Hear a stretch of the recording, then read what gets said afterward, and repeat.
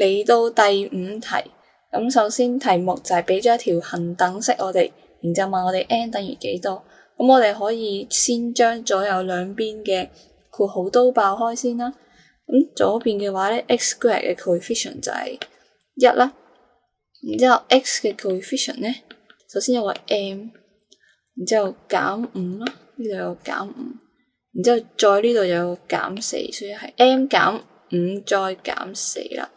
咁然之後最後有一個 constant term 嘅，咁就係-5m 啦，同埋-4m 嘅。咁我哋再睇右手邊，咁右手邊就可以做得比較快啦，就係 x square 加 6x 再加1。咁 by comparing terms 咧，我哋可以將 x 嘅 coefficient 左右兩邊將佢哋寫成一個等式，然之後咧我哋就會得到 m 減5減4等於6。咁再撳一撳計數機咧，就可以知道 m 等於15啦。咁然之後我哋再睇埋嗰個 constant coefficient 啦，同啱啱一樣啦，我哋再將左右兩邊嘅 constant coefficient 寫成一個等式。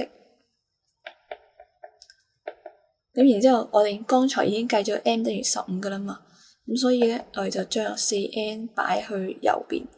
然之後咧就將個 m 等於15擺落去喺 m 嗰個位置咯，再減翻1，咁咧撳一撳計數機咧，就可以得到 n 等於-19啦，所以答案係 A。